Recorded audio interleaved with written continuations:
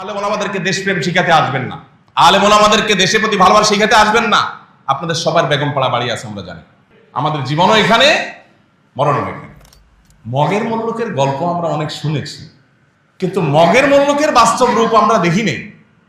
দুর্ভাগ্য আমাদের, আমরা এখন সেটা দেখছি। মুসলমানের জিহাদকে আপনার কাছে সন্ত্রাসী হিসাবে, সন্ত্রাসী কর্মকাণ্ড হিসাবে তারা দেখাচ্ছে। তারা যখন ক্রুসেড ঘোষণা করে তখন আপনার কাছে একটিবারের জন্য প্রশ্নটা উঠে না?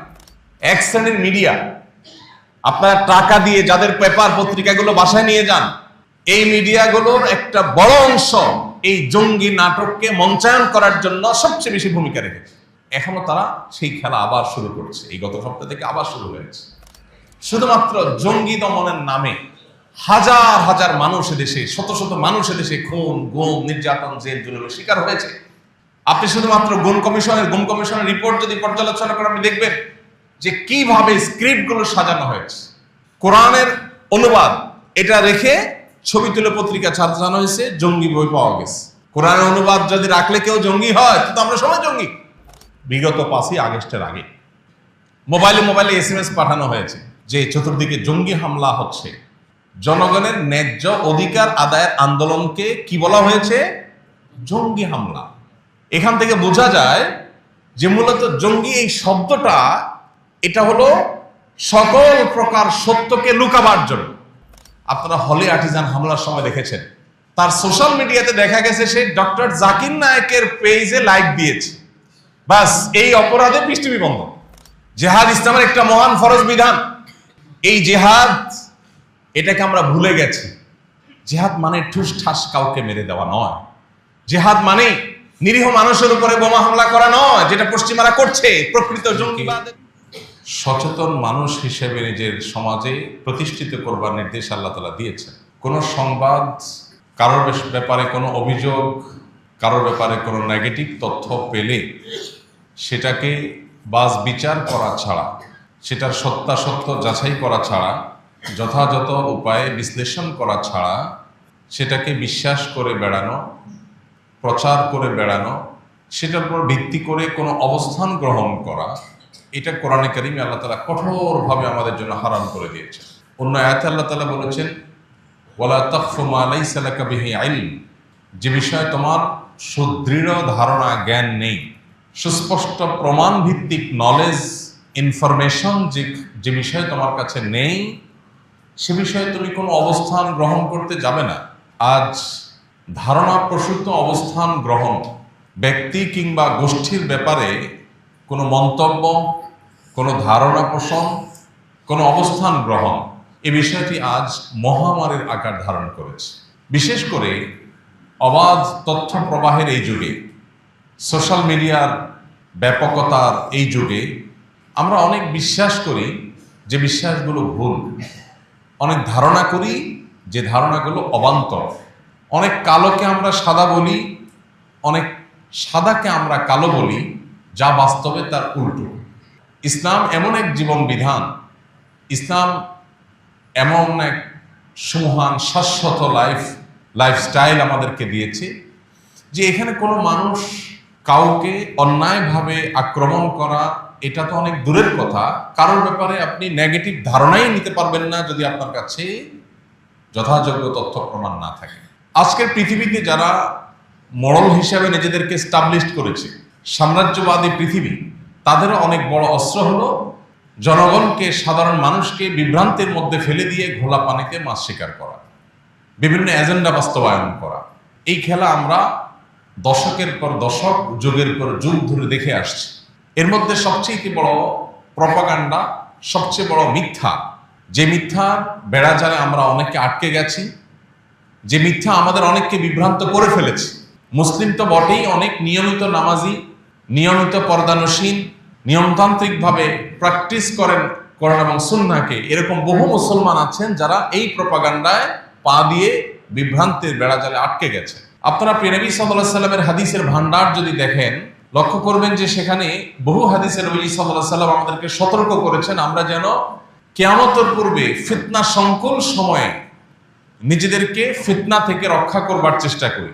কিয়ামতের পূর্বে পৃথিবীবাসীর উপর ফিতনা পতিত হবে, কাওয়াকাইল মতর, বৃষ্টি পতিত হওয়ার মতো, বৃষ্টির ফোঁটা যেরকম একটার পর একটা টপ টপ করে অনবরত ধারাবাহিকভাবে পড়তেই থাকে, ফিতনা এরকম গোটা পৃথিবীকে ছেয়ে যাবে, একটার পর একটা ফিতনা পতিত হবে। ফিতনা জিনিসটা কি? ফিতনা মানে হলো বিভ্রান্তি, ফিতনা মানে হলো ধোঁয়াশা। যেটাকে আপনি সাদা মনে করছেন ওটা আসলে কালো, এটাই ফিতনা। যেটাকে আপনি অন্ধকার মনে করছেন সেটা আসলে আলো, এটাই হলো ফিতনা। আপনি যেটাকে মনে করছেন আলো বিতরণ করছে, আসলে সে অন্ধকার বিস্তার করছে। আপনি সেটাকে আলো মনে করে ওইটার সঙ্গ দিচ্ছেন, সেটা প্রতিষ্ঠার জন্য জীবন বাজি রাখছেন, আদতে দিন শেষে দেখলেন সেটা আসলে পুরোটাই কালো, ওইটা কোনো আলো নয়। এই জাতীয় বিভ্রান্তি এখন আমাদের প্রত্যেকটা মানুষকে, আমাদের গোটা সমাজকে নানাভাবে ছেয়ে গেছে। যে সাম্রাজ্যবাদী এই পৃথিবী, তাদের সবচেয়ে বড় মিথ্যা যেটা তারা স্টাবলিশ করতে পেরেছে দুর্ভাগ্যজনকভাবে, সেটি হলো ইসলাম এবং মুসলমানদের সাথে জঙ্গি তকমাকে লাগিয়ে দেওয়া। গত 1 শতাব্দীতে গোটা পৃথিবীতে পৃথিবীর পরাশক্তিগুলোর অর্থায়নে প্রতিষ্ঠিত সবচেয়ে বড় মিথ্যা এটা, যে মুসলমানদেরকে সন্ত্রাস এবং জঙ্গিবাদের তকমা দিয়ে তাদেরকে কোণঠাসা করে রাখা। আপনি যদি উন্নত দেশগুলো ট্রাভেল করে থাকেন, নিশ্চয় আপনার ধারণা থাকার কথা যে শুধুমাত্র মুসলিম পরিচয়ের কারণে আপনাকে বহু হেনস্থার শিকার হতে হবে। এই যে মুসলিমকে হেনস্থা করা যায়, মুসলিম হলেই তাকে অত্যাচার করা যায়, টর্চার করা যায়, জুলুম করা যায়, এই ন্যারেটিভ প্রতিষ্ঠা করেছে যে মিথ্যা দিয়ে, সে মিথ্যা হলো ইসলাম এবং মুসলমানের সাথে জঙ্গিবাদ এবং সন্ত্রাসবাদের তকমা লাগিয়ে। আন্তর্জাতিক এই শয়তানি ষড়যন্ত্র যেটা চলে আসছে যুগ যুগ ধরে, এই ষড়যন্ত্রকে বাস্তবায়ন করার জন্য বহু নাটকের মঞ্চায়ন হয়েছে, যেটা আমরা ইতিপূর্বে দেখেছি। বহু ঘটনা নিজেরা ঘটিয়ে উদুরপিণ্ডি বুদুর গাড়ে চাপিয়ে, যেহেতু মিডিয়াগুলো তাদের নিয়ন্ত্রণে, সেখানে সাদাকে কালো করে দেখিয়ে সাধারণ মানুষকে বিভ্রান্ত করে তারা তাদের এজেন্ডা বাস্তবায়ন করেছে। আমরা যে ভূখণ্ডে বসবাস করছি, আমাদের এই দেশেও দীর্ঘদিন পর্যন্ত এই খেলা চলে এসছে। আপনারা যে জায়গাটা বসে আছেন নারায়ণগঞ্জ, এই নারায়ণগঞ্জ ছিল এই নাটকের সবচেয়ে বড় মঞ্চ। টেলিভিশনে লাইভ প্রদর্শন হচ্ছে, জঙ্গি বিরোধী অভিযান চলছে, একটা বাড়ি ঘেরাও করে আছে র্যাবের লোকজন এবং টান টান উত্তেজনা, অস্ত্র তাক করে আছে, ভিতরে ধ্বংসাত্মক অস্ত্র নিয়ে জঙ্গিরা অবস্থান করছে। আমরা জনগণ হাতা টাতা গোছায় টিভির সামনে বসছি দেখার জন্য, হায় হায় কি সর্বনাশ, হুজুররা দেশটাকে শেষ করে ফেললো। এরপরে ভেতর থেকে বের করে আনা হলো আগে থেকে সাজানো ফাজাইলে আমাল, তারপরে আপনার হেকায়েতে সাহাবা, তারপরে আপনার কোরআনের তর্জমা, এরকম বই পুস্তক সামনে সাজায়া, এই যে জেহাদি বই পাওয়া গেছে এবং ককটেল কিছু সাজায়া, এরপর একটা ছবি, পরের দিন সব পত্রিকা গুরুত্বের সাথে প্রচার হলো। আমাদের সবার চিন্তা শেষ না, হ্যাঁ হ্যাঁ দেশটা শেষ হয়ে গেল। এই তো গত সপ্তাহেই দায়িত্বশীল পুলিশ অফিসার, পুলিশ কর্মকর্তারা, দায়িত্বশীল পদে থাকা ডিআইজিরা অকপটে একের পর এক স্বীকার করেছেন যে বিগত আমলে জঙ্গি অভিযানের নামে সবগুলো ছিল নাটক। অবাক করা বিষয় হলো এই নাটক আবার নতুন করে শুরু হচ্ছে বাংলাদেশ। গত সপ্তাহে একটা মামলা হয়েছে, সেখানে কিছু তরুণ উদীয়মান পশ্চিমা অপশক্তি শয়তানি শক্তির ঘুম হারাম করা কিছু যুবক, তাদেরকে সেখানে আবারও এই নাটকের স্ক্রিপ্টে তাদের নাম যুক্ত করে আবার এই খেলাটা শুরু করার চেষ্টা চালানো হচ্ছে। আমরা সাধারণ মানুষ অনেক কিছু জানি না, অনেক অন্ধকারে আছে। এক র্যাব কর্মকর্তা এখন জেলে আছে, এই জঙ্গি নাটকের পেছনের কারিগরদের একজন। উনি একবার আমাকে কল করেছেন, আরো বছর 3 আগের কথা। হোয়াটসঅ্যাপে নক করেছেন, এরপরে ফোন দিয়েছেন, দিয়ে বললেন হুজুর আমাকে সব হুজুররা চিনে। এর মানে হলো আপনি তো আজকে প্রথম আমার সাথে কথা বলতেছেন, ওটা পাত্তা দিচ্ছেন না আমাকে, আমাকে সব হুজুররা চিনে। এরপর উনি ওনার একটা আবদার রাখলেন, আলহামদুলিল্লাহ আমি সে আবদার কৌশলে এড়াই গেলাম। উনি আমাকে একটা ফাঁদ দিয়েছিলেন, যে ফাঁদে আমি যেন পাও দেই, আল্লাহ তাআলা আমাকে রক্ষা করেছেন, আমি কৌশলে সেখান থেকে সরে যাই, আমাকে সে ফাঁদে ফেলতে পারে। আমরা অনেকে জানি না আমাদের ট্যাক্সের টাকায় জঙ্গি দমনের নামে কমপক্ষে 15 থেকে 20টা, মানে 15টার নিচে না, আমি এক্সাক্ট ফিগারটা বলতে পারছি না, 15 থেকে 20টা অথরিটি বাংলাদেশে আছে। আইন শৃঙ্খলা রক্ষাকারী বাহিনীগুলোর এবং বিভিন্ন এজেন্সিগুলোর বিভিন্ন টিম উইং আছে, 15 থেকে 20টা উইং। কিসের জন্য? জঙ্গি দমন করার জন্য। একদিকে আমরা দেখছি আইন শৃঙ্খলা রক্ষাকারী বাহিনীর কর্তৃপক্ষ, এমনকি সরকারের আইন শৃঙ্খলা বিষয়ে সংশ্লিষ্ট মহল, দায়িত্বশীল জায়গা থেকে বলা হচ্ছে বাংলাদেশে কোনো জঙ্গি নাই। আমাদের পার্শ্ববর্তী দেশগুলোতে যে পরিমাণ হামলা হয়, সন্ত্রাসী হামলা যেটাকে বলেন আপনার, এই টাইপের হামলা হয়, মসজিদে হামলা, জানাজাতে হামলা, ধর্মীয় প্রতিষ্ঠানে হামলা, এই এক এক হামলা 50 জন মারা গেছে, 200 জন মারা গেছে। বাংলাদেশে এরকম হামলা কয়বার হয়েছে কি বলেন? যে মসজিদে জুমার নামাজে হামলা হয়ে 200 মানুষ মারা গেছে, শুনছেন কখনো? যে মাদ্রাসাগুলোতে ছাত্রদের নিজের নিজের মারামারি, বোমা হামলা, এটা হয়ে 200 ছাত্র নিহত হয়ে গেছে, আহত হয়ে গেছে, শুনছেন কখনো? এইরকম একটা শান্তিপ্রিয় ভূখণ্ড, আলেম সমাজের এরকম দায়িত্বশীল অবস্থান গোটা পৃথিবীতে বিরল, যেটা বাংলাদেশে আছে। সেই দেশে 15 থেকে 20টা উইং রাখা হয়েছে শুধুমাত্র জঙ্গি দমনের নাম করে। কাউন্টার টেররিজম, এন্টি টেররিজম, এটা সেটা নাম দিয়ে উইং খুলে রাখা হয়েছে। কাদেরকে খুশি করার জন্য? পশ্চিমা বাবাদেরকে খুশি করার জন্য। সরি টু সে, এই শব্দ আমাকে বলতে হচ্ছে। সন্তান তার বাবার কথা কিভাবে অক্ষরে অক্ষরে মানে না, পশ্চিমারা যা বলে সেকে অন্ধভাবে, যারা যখন ক্ষমতা আসে তারা যেরকম গোলামের মতো করে তাদের কথাকে মানে।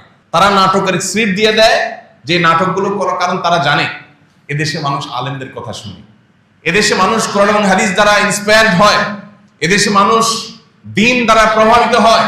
অতএব দ্বীনকে, ইসলামকে, আলেম সমাজকে যদি কালিমাযুক্ত করে দেওয়া হয় তাহলে তারা বিভ্রান্তিতে পড়ে যাবে, তারা ফিতনায় পড়ে যাবে, এবং তারা ফিতনায় পতিত হয়ে দ্বীন থেকে তারা দূরে সরে যাবে। আমাদের দ্বীনি চেতনা এবং স্পিরিটকে ভোঁতা করার জন্য এই শয়তানের ষড়যন্ত্র পশ্চিমারা করে, আর আমাদের ট্যাক্সের টাকা দিয়া যারা যখন ক্ষমতায় আসে সেটাকে তারা বাস্তবায়ন করে। ভাইরা আমার, বেশি দূরে যেতে হবে না।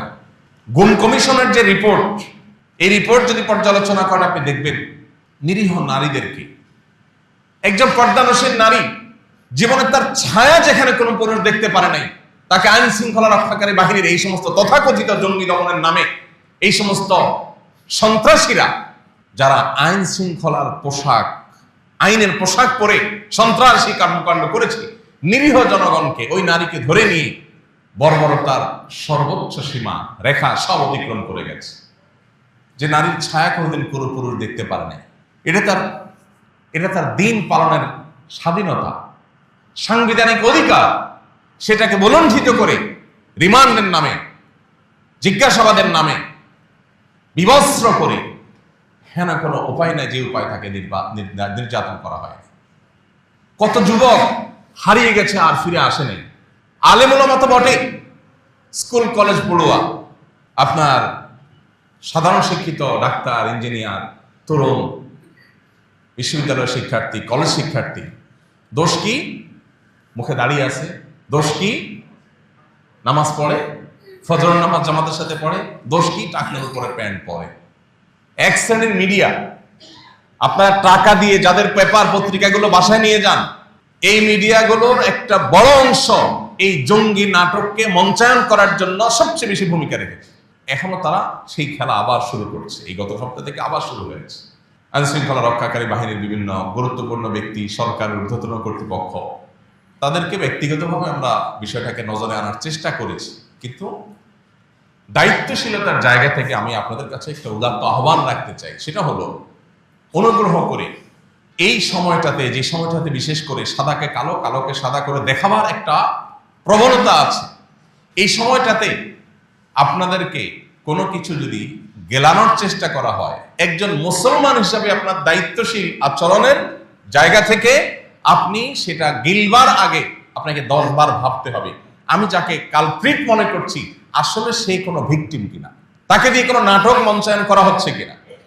শুধুমাত্র জঙ্গি দমনের নামে হাজার হাজার মানুষ দেশে, শত শত মানুষ দেশে খুন, গুম, নির্যাতন, জেল জুলুমের শিকার হয়েছে।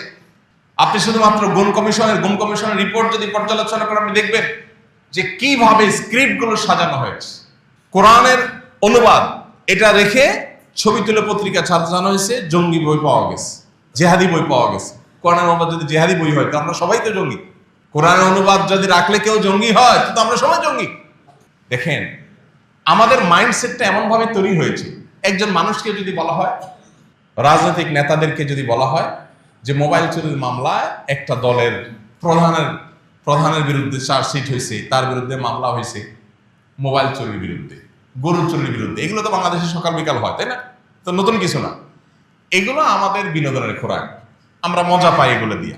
আমরা জানি যারা যখন ক্ষমতায় থাকে, বিরোধী দলের যারা থাকে, তাদের নামে এই সমস্ত হামলা মামলা মিথ্যা বিভিন্ন অজুহাত দেয়। জঙ্গি ইস্যুটা তো এরকম না, এটা তো সিরিয়াস ইস্যু। কারণ নাম দিয়ে ছবি দিয়ে যখন আপনি জঙ্গি হিসাবে তাকে পত্রপত্রিকায় রিপোর্ট করছেন, কোনো আপনার আইন শৃঙ্খলা রক্ষাকারী বাহিনীর কোনো মিডিয়া উইং যখন তাকে কালপিট হিসেবে দেখিয়েছে, তখন সমাজের মানুষের কাছে তার রক্ত হালাল হয়ে গেছে। সবাই মনে করে আরে জঙ্গি ডেঞ্জারাস ব্যাপার স্যাপার, তো তাহলে তো এরে গুম করা, এরে খুন করা, এরে নির্যাতন করা, রিমান্ডের নামে জুলুম করা, এই সব কিছু বৈধ হয়ে যায়, হালাল হয়ে যায়।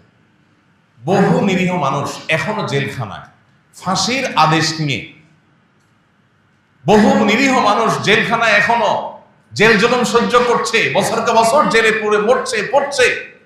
কেন? তাদের নামে রায় হয়ে গেছে, তারা অপরাধী, দোষ স্বীকার করছে। স্বীকার করছে কিভাবে? সেই পদ্ধতি আমাদের কারোর কাছে অজানা না। দোষ স্বীকার করবে না, তার স্ত্রীকে ধরে নিয়ে আসছে, মা বোনকে ধরে নিয়ে আসছে, তাদেরকে নির্যাতন করা হচ্ছে। তখন সে তার নিজের জীবন রক্ষা করবার জন্য এই বানোয়াট স্বীকারোক্তি দিয়ে মা বোনকে রক্ষা করবার চেষ্টা করেছে। ওই মিথ্যা স্বীকারোক্তির উপরে ভিত্তি করে রায় হয়ে গেছে এবং ফাঁসির জন্য অপেক্ষমান আছে, জেল জুলুম চলছে। যে ভূখণ্ডে এই ধরনের জুলুম চলতে থাকে, আর আমরা সাধারণ মানুষ, আমরা অনেকেই দায়িত্ব জ্ঞানহীন হয়ে আমরা এই সমস্ত প্রোপাগান্ডাকে বিশ্বাস করি। যখন এই জঙ্গি জঙ্গি জিগির চলেছে, তখন অনেক সাধারণ মানুষ আলেমরা আমাদেরকে দেখলেই সন্দেহ করত। ঠিক না ভাই? ঠিক। এই দেশে চাঁদাবাজি নিয়ন্ত্রণ করার জন্য কয়টা উইং খোলা হয়েছে, যে দেশের সব চাঁদাবাজিগুলো নিয়ন্ত্রণ করা হবে। কেউ ঘর বাড়ি করতে গেলে চাঁদা যেন কেউ নিতে না পারে, একজন রিক্সা চালক রিক্সা যদি চালাতে গিয়ে, একজন সিএনজি চালক সিএনজি স্ট্যান্ডে যেন তাকে চাঁদা দিয়ে দাঁড়াতে না হয়। এই চাঁদাবাজি বন্ধের জন্য আইন শৃঙ্খলা রক্ষাকারী বাহিনী কয়টা উইং খুলেছে, এটা আমাদের জানতে ইচ্ছা করে। জঙ্গিবাদ, তথাকথিত জঙ্গিবাদের নামে এই নাটকের স্ক্রিপ্ট বাস্তবায়ন করবার জন্য যদি 15-20টা উইং খুলে থাকে, ডিপার্টমেন্ট খুলে থাকে, প্রত্যেকটা আইন শৃঙ্খলা রক্ষাকারী বাহিনী আলাদা আলাদা ডিপার্টমেন্ট খুলে থাকে, তাহলে এই দেশের সন্ত্রাস, চাঁদাবাজ, এদেরকে নিয়ন্ত্রণ করবার জন্য কয়টা উইং খোলা হয়েছে? প্রিয় ভাইরা আমার, সময় এসেছে আমাদের সচেতন হওয়ার, সতর্ক হওয়ার। এই নাটক যেন নতুন করে আর কেউ মঞ্চায়ন করতে না পারে।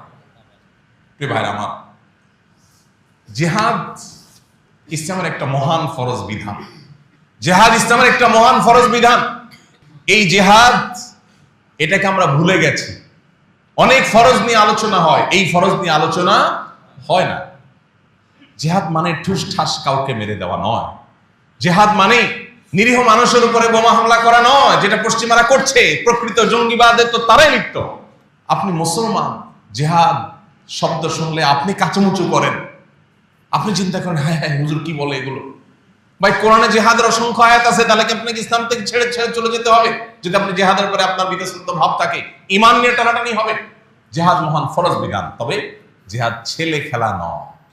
জিহাদ আর সন্ত্রাস এক জিনিস না। জিহাদের কথা বললে যদি কাউকে সন্ত্রাসী বলা হয়, এটা হলো পশ্চিমাদের সবচেয়ে বড় অস্ত্র। ওরা জানে মুসলমানদের জেহাদি চেতনার কাছে ওরা কোনোদিন দাঁড়াতে পারবে না। ওরা জানে মুসলমান যদি কোরআনের নির্দেশ দ্বারা উজ্জীবিত হয়, এই মুসলমানকে দমাবার মতো কোনো টেকনোলজি ওরা আবিষ্কার করতে পারবে না। এই জন্য তারা আমাদের ওই চেতনাকে ভোতা করে দেওয়ার জন্য জিহাদ, জিহাদি চেতনা, এটাকে কালাট করার জন্য তারা নানাবিধ ষড়যন্ত্র এবং ষড়যন্ত্রের জাল তারা এঁটেছে। তারা বহু সন্ত্রাসী গোষ্ঠী তৈরি করেছে। তাদের কর্মকাণ্ড এটাকে ইসলামের কর্মকাণ্ড হিসেবে দেখিয়ে মুসলমানদেরকে বিভ্রান্তির মধ্যে ফেলে দিচ্ছে। হ্যাঁ হ্যাঁ, ইসলামের নামে কি হচ্ছে এসব? মনে রাখবেন, ন্যূনতম কোরআন হাদিসের ধারণা যদি কারোর মধ্যে থাকে, প্রাথমিক লেয়ারের যদি মুসলমানও কেউ হয়, সে কোনোদিন সন্ত্রাসী হতে পারে না, অসম্ভব। ইসলামের নামে যদি কোনো শয়তানি কাজ হয়ে থাকে, তাহলে নিশ্চিত বুঝে নেবেন এখানে ইহুদিদের কোনো ষড়যন্ত্র আছে।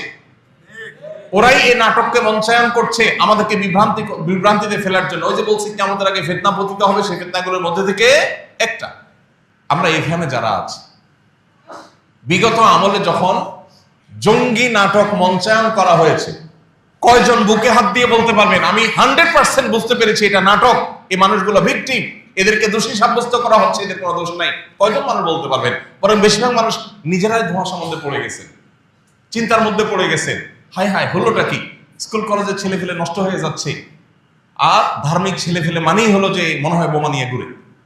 ভাইরা আমার, এই দেশে রাজনীতির নামে শিক্ষা প্রতিষ্ঠানগুলোর ক্যাম্পাসে অস্ত্রের মহড়া, এটি সকাল বিকালের নিত্য নৈমিত্তিক চিত্র, তাই না? লাশের পরে লাশ পড়া, প্রতিনিয়ত আপনার একের পরে খুন হওয়া, এগুলো তো আমাদের শিক্ষা প্রতিষ্ঠানগুলোর, কলেজ বিশ্ববিদ্যালয়গুলোর নিত্য নৈমিত্তিক চিত্র। এগুলো যারা করে আপনি শুনবেন না তাদেরকে কখনো জঙ্গি হিসাবে কেউ তকমা দেয়। শুনেছেন কখনো? বিগত 5ই আগস্টের আগে মোবাইলে SMS পাঠানো হয়েছে যে চতুর্দিকে জঙ্গি হামলা হচ্ছে, সবাই ঘরে থাকেন, সতর্ক অবস্থানে থাকেন। কারফিউ বাস্তবায়নের জন্য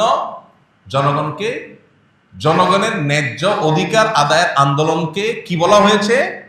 জঙ্গি হামলা। এখান থেকে বোঝা যায় যে মূলত জঙ্গি এই শব্দটা, এটা হলো সকল প্রকার সত্যকে লুকাবার জন্য, সাধারণ মানুষের চোখে ধুলে দেওয়ার জন্য। আমরা অনেকেই এখনো বিশ্বাস করি যে জঙ্গি মানে হলো ডেঞ্জারাস অপরাধী। আরে ভাই, প্রকৃত অর্থে যদি কেউ সন্ত্রাসী হয় সেটা তো আসলেই সত্যিকারই বড় অপরাধী। কিন্তু আপনি যেটাকে জঙ্গি হিসাবে দেখছেন, জানছেন, সে জঙ্গি, সে সন্ত্রাসী, এটা কোনো প্রমাণ হয়েছে? দেখুন, কারোর কাছে ওই যে তথাকথিত জেহাদি বই পাওয়া গেছে, এই ছবি দিয়া যখন পত্রপত্রিকায় গেছে, তখন আমরা সাধারণ মানুষই সময় ধরে নিয়েছি, হ্যাঁ লোকটা কত খারাপ। একবার চিন্তা করি না এই বইয়ে কি আছে, এই বইয়ে কি আছে যেটা দেখিয়ে তাকে খারাপ বলা হচ্ছে। তবলিগি নেশাবের বই দিয়া জেহাদি বই নাম দিয়া ছাপাই দেওয়া হয়েছে। ভাইরা আমার, এই যে 15 থেকে 20টা ডিপার্টমেন্ট, হাজার হাজার ফোর্স, শত শত ফোর্স এখানে কাজ করছে, পশ্চিমারা সেখানে কোটি কোটি টাকার ফান্ডিং করে, তহবিল দেয়। এই টাকাকে হালাল করার দরকার হয়। ধরেন 20টা যদি জঙ্গি দমন ডিপার্টমেন্ট থাকে, বিভিন্ন প্রতিষ্ঠানদের, ডিএমপির আলাদা উইং, র্যাবের আলাদা উইং, এনএসআর আলাদা উইং, ডিজিএফআইয়ের আলাদা উইং, পুলিশের অনেকগুলো উইং, এইভাবে যদি সবার আলাদা আলাদা জঙ্গি দমন নিয়ে অনেকগুলো উইং থাকে, বাংলাদেশের টোটাল জঙ্গির সংখ্যা কত? সরকার বা এই সংশ্লিষ্ট মহলের উচিত সেটা প্রকাশ করা। দাবি করার সময় বলে না বাংলাদেশে কোনো জঙ্গি নাই, জঙ্গিবাদ নাই, কিন্তু উইং খুলে রাখছেন আপনি 15 থেকে 20টা। জনগণের ট্যাক্সের টাকায় অপচয় কেন? এদেশে কি আইন শৃঙ্খলা রক্ষাকারী বাহিনীর আর কাজ নাই? শুধু জঙ্গি দমনের জন্য এতগুলো উইং খুলে বসছেন। এই উইংগুলো চলে কোত্থেকে? বিদেশে যখন ফান্ড দেয়, তহবিল দেয় পশ্চিমারা, শত শত কোটি টাকা দেয়, ওই টাকা হালাল করার জন্য ওর তো কোনো কাজ নাই। কারণ আসলে তো আদতে জঙ্গি নামের এই নাটক ছাড়া তো বাস্তব কিছু নাই। সে এটাকে বাস্তবায়ন করার জন্য হুদাই নিরীহ কোনো এক মানুষকে পেয়া তাকে ধরছে। আপনারা হলে আর্টিজান হামলার সময় দেখেছেন, এদেশের প্রথম সারির তথাকথিত মিডিয়ার নামে এই সন্ত্রাসবাদীদের সবচেয়ে বড় অস্ত্রগুলো তারা কিভাবে নিরীহ মানুষকে দোষী সাব্যস্ত করেছে। যে ওখানে হামলাকারীদের একজন, তার সোশ্যাল মিডিয়াতে দেখা গেছে সে ডক্টর জাকির নায়েকের পেজে লাইক দিয়েছে, বাস এই অপরাধে পৃষ্ঠভূমি বন্ধ। এই গত সপ্তাহের যে মামলা হয়েছে, ওই মামলার যদি মানে স্ক্রিপ্ট শুনেন আপনি তাজ্জব বলে যাবেন যে এখনো দেশে এগুলো চলতেছে, নতুন বাংলাদেশে এগুলো চলছে। একজনকে ধরছে, তার মোবাইলে পাওয়া গেছে সে কোন পাবলিক প্রোগ্রামে 3-4 জন বক্তার ছবি তুলছে। এই বক্তার ছবি তুলছে, তাহলে এবার বক্তাদেরকে নামে মামলা আসামি দিয়ে দিতে হবে। এখন আমি এখানে বক্তব্য দিচ্ছি, কত মানুষ ছবি তুলছে। এখন আপনি কোন একটা, আসলে আপনি দোষী কিনা সেটা তো আল্লাহ ভালো জানে, ধরলাম তর্কের খাতিরে যে আপনি দোষী, আহমদুল্লাহ ছবি তুলছেন, তাহলে এই বেটারাও মামলার নামে দিয়ে দেবে। আইন শৃঙ্খলা রক্ষাকারী বাহিনীর ভাইয়েরা তারা হাসির পাত্র হওয়া থেকে তারা সিরিয়াস কবে হবেন আমি জানি না। তাদের মধ্যে ন্যূনতম, বিশেষ করে যারা এই কর্মকাণ্ডগুলো করে, তাদের মধ্যে ন্যূনতম লজ্জা, শরম, দায়িত্বশীলতার কোনো জায়গা তাদের আছে কিনা আমি জানি না। আপনারা দেখেছেন আরেকজন বক্তাকে গত আমলে গ্রেপ্তার করে সম্ভবত 2-2.5 বছর জেলে রাখা হয়েছে। কি অপরাধ? যে একটা ছেলে উত্তরবঙ্গ না কোন জায়গা থেকে ধান কাটার কাইচি নিয়ে ঢাকায় আসছে সংসদ ভবন ভাঙবে সেজন্য। ধান কাটার কাইচি নিয়ে আসছে সংসদ ভবন ভাঙবে সেজন্য, এবং তার মোবাইলে পাওয়া গেছে ওই বক্তার ছবি। তাহলে বক্তারা বেরো। মগের মুল্লুকের গল্প আমরা অনেক শুনেছি, কিন্তু মগের মুল্লুকের বাস্তব রূপ আমরা দেখি নেই। দুর্ভাগ্য আমাদের, আমরা এখন সেটা দেখছি। প্রিয় ভাইরা আমার, এই কথাগুলো আপনাদের সাথে বলার উদ্দেশ্য হলো, আপনি আমি যদি সচেতন না হই, তাহলে এইভাবে একের পর এক নাটক করে করে দেশটাকে গোল্লায় নিয়ে যাওয়া হবে।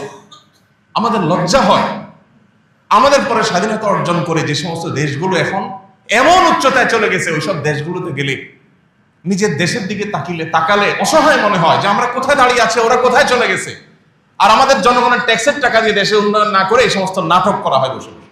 একজন অফিসার, তার একটা প্রমোশন দরকার, সে একটু উপরের চেয়ারে যাবে, এটার জন্য তার দুইজন দাঁড়িয়ালা কলেজের ছাত্র, ইউনিভার্সিটির ছাত্র, মাদ্রাসার হুজুর পদ থেকে ধরে তার কাছে ওই যে জিহাদি বই পাওয়ার নাটক মঞ্চায়ন করে সে একটা অভিযান চালায়া সে লাইমলাইটে আসে। তখন ঊর্ধ্বতন কর্তৃপক্ষ দেখে, হ্যাঁ এ তো খুব সিরিয়াস জঙ্গি দমনে, তাহলে একটা প্রমোশন দেওয়া হবে। ওর একটা প্রমোশনের জন্য একটা পরিবারকে সারা জীবনের জন্য ভিকটিম বানিয়ে গোটা সমাজের কাছে কালপিট বানিয়ে দেওয়া হয়েছে। অসংখ্য কলেজ ইউনিভার্সিটির ছেলেপেলেরা শুধু সৎ পথে আসার কারণে, শুধু দিনের পথে আসার কারণে তাদেরকে জঙ্গি তকমা দিয়ে বছরের পর বছর তাদেরকে গুম করে রাখা হয়েছে, জেলে পুরে রাখা হয়েছে। একটি দুটি নয়, শত শত ঘটনা ঘটেছে। আমরা কজন মানুষ তখন বলেছি এসব মিথ্যাচারের বিরুদ্ধে আমরা দাঁড়াই, এই সমস্ত শয়তানের বিরুদ্ধে আমরা কথা বলি। বরং আমরা অনেকে নিজেরা বিভ্রান্ত হয়ে গেছি, মনে করছি হ্যাঁ বোধহয় ছেলেরা আসলেই সন্ত্রাসী। ওরা ঘোষণা দেয়, ব্রিটেনের টনি ব্লেয়ার যখন ঘোষণা দেয় এটা আমাদের ধর্মযুদ্ধ, ক্রুসেড, খ্রিস্টান ধর্মযুদ্ধ, এটা যখন তারা ঘোষণা দেয় তখন আপনার বিবেকে মনে হয় না এটা সন্ত্রাসী কোনো বিষয়? এটা মুসলমান যখন জেহাদের কথা বলে তখন আপনার কেন সেটাকে সন্ত্রাসী মনে হয়? মুসলমানের জেহাদকে আপনার কাছে সন্ত্রাসী হিসাবে, সন্ত্রাসী কর্মকাণ্ড হিসাবে তারা দেখাচ্ছে। তারা যখন ক্রুসেড ঘোষণা করে তখন আপনার কাছে একটিবারের জন্য প্রশ্নটা উঠে না যে এটা কি? ভাইরা আমার, আমরা যদি সতর্ক না হই, কেন আজ সমাজের এই দুর্দশা, কেন আজ আমাদের দুরবস্থা? আজকে তরুণরা ভালো পথে আসতে পারছে না, তারা ভালো পথে আসলে তাদেরকে আপনি ব্লেম দিচ্ছেন। এই দেশের প্রথম সারির একটা পত্রিকা, ঘরে ঘরে যে পত্রিকা আপনি টাকা দিয়ে কেনেন, সেই পত্রিকা রাজাকার এবং জঙ্গির আলামত লিখেছে 10-15টা, এবং রীতিমতো পত্রিকা ছেপেছে তারা, এবং সেখানে দিয়েছে যদি কোনো যুবক বয়সে কেউ নামাজ পড়ে, মিউজিক শুনতে অস্বস্তি বোধ করে, টাকনুর নিচে প্যান্ট পরে না, টাকনুর উপরে পড়ে, ফজর নামাজ জামাতের সাথে পড়ে, এই টাইপের ধর্মীয় কর্মকাণ্ড করে, একটা আপাদমস্তক ফেরেশতা যুবক যাকে বলা যায়, এরকম একটা ফেরেশতা যুবক হলে মনে করতে হবে সে জঙ্গিবাদের দিকে বোধহয় ঢুকছে। এই হলো আপনার সন্তান জঙ্গি হয়ে যাচ্ছে কিনা আপনি কিভাবে বুঝবেন? এগুলো দেখে আপনি বুঝবেন যে সন্তান জঙ্গিবাদের দিকে চলে গেছে। বহু বাপ মা এই সমস্ত মিথ্যা অপপ্রচারে বিভ্রান্ত হয়ে নিজের সন্তান দাড়ি রাখলে নিজে হাতে শেভ করার জন্য সন্তানকে বাধ্য করেছে। বহু বাপ মা আছে না সমাজে, যে বাবা তুই নিজেও ভালো থাক, আমাদেরও বাঁচতে দে, এগুলো করিস না, ঝামেলা হবে। আমরা কোন দেশে ছিলাম? আয়নাগরে কোনো ইসলাম বিরোধীরা ছিল না, আয়নাগরের সমস্ত বাসিন্দারা ইসলামিস্টরা ছিল। কিন্তু আমরা কজন মানুষ এই অন্যায়ের বিরুদ্ধে কথা বলেছি? এখন আবার নতুন করে পুলিশের মধ্যে থাকা সেই দুষ্ট চক্রগুলো তারা আবার এই জঙ্গি নাটককে নতুন করে মঞ্চায়ন করা শুরু করেছে। আপনি দেখবেন কাউকে যখন মনে হবে থ্রেট, তাকে জঙ্গি নাটক দিয়ে দমন করা হবে। কত হাস্যকর স্ক্রিপ্ট তারা তৈরি করে। ভাইরা আমার, যে ভূখণ্ডে জুলুম এরকম ডাল ভাত হয়ে যাবে, যে ভূখণ্ডে জুলুম এরকম সকাল বিকালের কমন বিষয়ে পরিণত হবে, সেই ভূখণ্ডে আল্লাহর বরকত কখনো আশা করা যায় না। আমরা আর যা হোক অন্তত এই ভূখণ্ডে কোনো জুলুম হতে দেব না। যদি সেটা কোনো হিন্দুর প্রতিও হয়, কোন খ্রিস্টানের প্রতিও হয়, কোন নাস্তিকের প্রতিও হয়, আমরা সকল জুলুমের বিরুদ্ধে অবস্থান নেব ইনশাআল্লাহ। আমরা যদি সবাই সচেতন হই, আমরা যদি সতর্ক হই, তাহলে এই সমস্ত মিথ্যা নাটক আমাদেরকে গেলাতে কেউ পারবে না। আর আমরা যদি অসতর্ক হই, আমরা যদি দায়িত্ব জ্ঞানহীন হই, মিডিয়া বা পত্রপত্রিকাতে যা পাইলাম অন্ধের মতো গোগ্রাসটা গিললাম, এরকম যদি প্রবণতা আমাদের মধ্যে থাকে, তাহলে এই টেন্ডেন্সিটা আমাদের ধ্বংসকে ত্বরান্বিত করবে, বই উন্নতির কোনো দিকে আমাদেরকে নিবে না। আল্লাহ রাব্বুল আলামিন আমাদের সবাইকে দায়িত্বশীল আচরণ করবার তৌফিক দান। শুরুতে যে আয়াত বলেছিলাম, আল্লাহ বলেছেন ইয়া আইয়ুহাল্লাযীনা আমানু, এই ঈমানদারেরা, ইন জাআকুম ফাসিকুম বিনাবাইন, যদি তোমাদের কাছে কোনো ফাসিকরা কোনো সংবাদ সরবরাহ করে, কোনো তথ্য ইনফরমেশন তোমাদেরকে দেয়, ফাতাবাইয়ানু, সেটাকে চেক করো, ভালো করে চেক করো, ক্রস চেক করো, যাচাই করো, অনুসন্ধান চালাও, বিশ্লেষণ করো যেটা আদৌ সত্য কিনা। যদি না করো, তাদের কথা যদি বিশ্বাস করে বসো, তাহলে আনতুসিবু কওমান বিজাহালা, তাহলে অজ্ঞতাবশত তোমরা কাউকে খারাপ মনে করে কোন অবস্থান নিবে, ফাতাসবিহু আলা মা ফাআলতুম নাদিমিন, এরপরে একসময় বলবে যে ও সরি, ভুল হয়ে গেছে, কিন্তু তোমার আর ব্যাক করার সুযোগ থাকবে না। আল্লাহ অন্য আয়াতে বলেছেন ওয়ালা তাকফু মা লাইসা লাকা বিহি ইলম, যে বিষয়ে তোমার সুদৃঢ় জ্ঞান নেই, প্রমাণ নির্ভর তথ্য ইনফরমেশন তোমার কাছে নেই, তুমি নিশ্চিত নও, সে বিষয়ে কোনো অবস্থান গ্রহণ করতে পারবে না। একজন মানুষের বিরুদ্ধে অভিযোগ উঠেছে, আর আমি অমনেই তারে খারাপ মনে করে বলা শুরু করে দিলাম, প্রচার শুরু করে দিলাম। বিশেষ করে এই যে জঙ্গিবাদের ইস্যুগুলো, পশ্চিমারা এই ন্যারেটিভকে এমন শক্তিশালীভাবে প্রতিষ্ঠিত করেছে, দেখুন যে এই সমাজে ঘুষ, চাঁদাবাজি, সন্ত্রাস, এই জিনিসগুলো নিত্য নৈমিত্তিক ব্যাপার। এই জিনিসগুলোর কারণে গোটা দেশ আজ পিছিয়ে আছে, আমরা ভয়ঙ্কর একটা জায়গায় অবস্থান করছি। অথচ এইগুলোর ব্যাপারে আমাদের মনের মধ্যে এতটা ক্ষোভ, এতটা ঘৃণা নেই, যতটা ক্ষোভ, যতটা ঘৃণা আছে কোন বিষয়ে? তথাকথিত জঙ্গিবাদের বিষয়। ভাইরা আমার, আমরা কেউ ভুল না বুঝি, ইসলামের নামে, জেহাদের নামে কেউ কোন নিরীহ মানুষের উপরে হামলা করলো আর সেটাকে জেহাদ বলে চালাই দিল, আমরা মুসলমানরা এতটা আনাড়ি হওয়ার কোনো সুযোগ নাই। কিন্তু সেই সাথে জেহাদ মহান ফরজ, জীবনে কখনো সুযোগ হলে আমি জেহাদে শামিল হব, মরতেই যখন হবে শাহাদাতের মৃত্যু আমি কামনা করব, এটা একজন ইমানদারের ইমানের দাবি। এইটুকু চেতনা যদি কারোর মধ্যে না থাকে, সে মুসলমানই না, সে মুনাফিকের মৃত্যু নিয়ে দুনিয়া থেকে যাবে।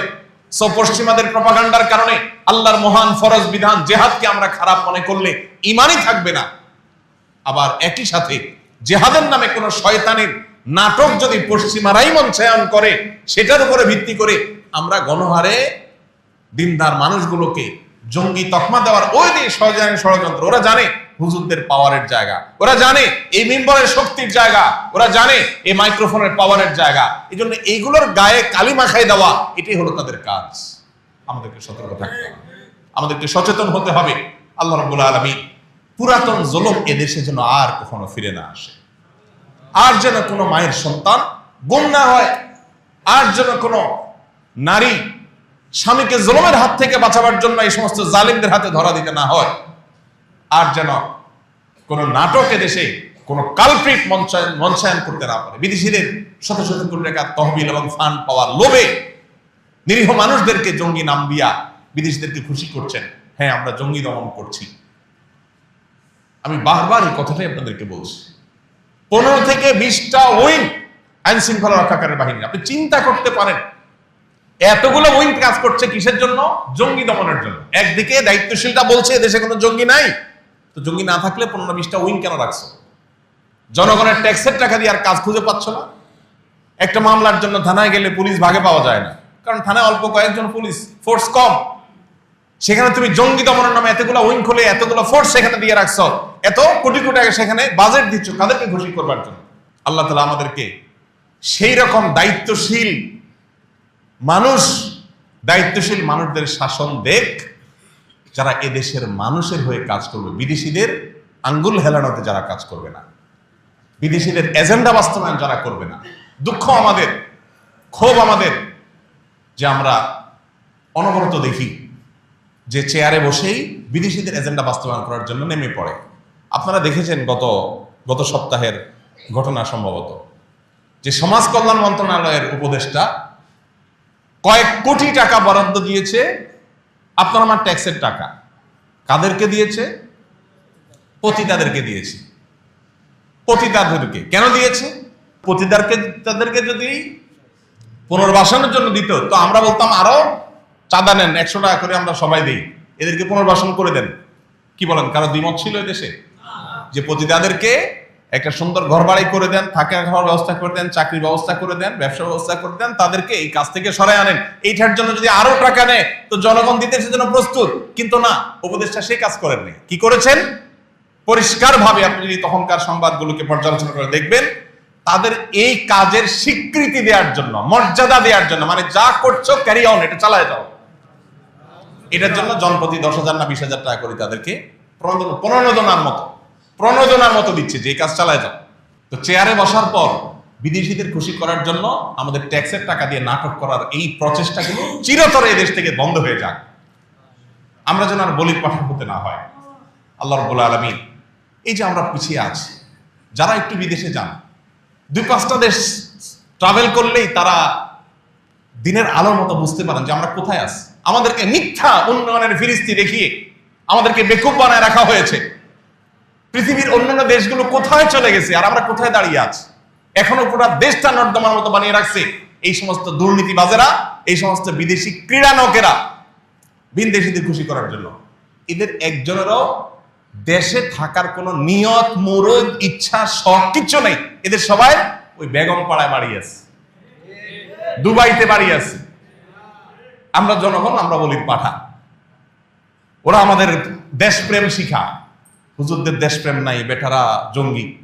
আমি অনেক দেশপ্রেমী, আমি দেশ থেকে টাকা পয়সা নিয়ে বেগম পাড়া বাড়ি করছি, যেখান থেকে লুটপাট করে শেষ হয়ে জনগণের ফালাই দিয়ে আবার আমি চলে যাবো আমার জায়গা মতো। আল্লাহ আমাদের চোখগুলো যেন খুলে যায় সেই তৌফিক দান করুন। আমরা যেন প্রকৃত বন্ধু এবং শত্রু চিনতে পারি। সরকারের ঊর্ধ্বতন নীতি নির্ধারণী পর্যায়ের একটা বৈঠকে অনেক আগে একবার আমরা কয়েকজন একটা বিষয় নিয়ে বসছিলাম। তো প্রসঙ্গত বলছিলাম, আমরা বলছিলাম তাদেরকে, দেখেন এক দল লুটপাট করার পর ওদেরকে পার্শ্ববর্তী দেশ জায়গা দিবে, আপনি আবার আকাম করার পর আপনাকে হয়তো আমেরিকা জায়গা দিবে। আমাদেরকে মানে হুজুরদেরকে এই পৃথিবীতে কোনো দেশ জায়গা দিবে না, খোদ সৌদি আরবে দিবে না। অতএব এই মাটিতেই আমাদের থাকতে হবে, মাইন্ড ইট, এটা মাথায় রাখেন। আমাকে লড়াই করে এই মাটিতেই টিকতে হবে। আপনি সুযোগ পাইলে চলে যাবেন ওদিকে, কিন্তু আমি যাব না, আমার যাওয়ার জায়গাই নেই, আমাকে কেউ নেবে না। সো আমাকে লড়াই করে টিকতে হবে। আলেম ওলামাদেরকে দেশপ্রেম শিখাতে আসবেন না, আলেম ওলামাদেরকে দেশের প্রতি ভালোবাসা শিখাতে আসবেন না। আপনাদের সবার বেগম পাড়া বাড়ি আছে, আমরা জানি। আমাদের জীবনও এখানে, মরণও এখানে। আল্লাহ রাব্বুল আলামিন এসব শয়তানি বিষয়গুলোর ব্যাপারে আমাদেরকে সচেতন হওয়ার তৌফিক দান করুন, দায়িত্বশীল হওয়ার তৌফিক দান করুন, এবং সকল শয়তানি ষড়যন্ত্র থেকে আল্লাহ তাআলা আমাদের প্রিয় মাতৃভূমিটাকে হেফাজত করুন। আপনারা জানেন ভৌগোলিকভাবে এত গুরুত্বপূর্ণ একটা অবস্থান আমাদের, পৃথিবীর বড় বড় পরাশক্তিগুলোর বাংলাদেশের মাটিটা দরকার। তো ডাইরেক্ট তো আর মাটি দখল করার সিস্টেম নেই, দালালদের মাধ্যমে তারা এখানে ঢুকে। আপনারা দেখবেন আমাদের সংবিধান কি হবে, আইন কি হবে, এইসব বিষয়গুলোর যারা নীতি নির্ধারকের ভূমিকায় অবতীর্ণ হয়, এই মানুষগুলোর সাথে দেশের মাটি, শেকড়, গণমানুষের কোনো সম্পর্ক নাই। এরাই সকাল বিকাল দেখবেন টিভিতে, টক শোতে, বিভিন্ন সেমিনারে, সিম্পোজিয়ামে, গোল টেবিল বৈঠকে তারা ঠিক করে দেয়, বলে দেয় এই দেশ কিভাবে চলবে, দেশে আইন কিভাবে হবে। এগুলো সবগুলো হলো ওই যে বিদেশি যাদের এই ভূখণ্ডটা দরকার, তাদের দালাল। তাদের কি দালাল? এই দালাল কারা আর প্রকৃত দেশপ্রেমিক কারা, এই জিনিসটা আমাদেরকে পার্থক্য করতে জানতে হবে। আল্লাহ আমাদের সেই তৌফিক দান করুন। জাযাকুমুল্লাহ খাইর ওয়া আখিরু দাওয়ানা।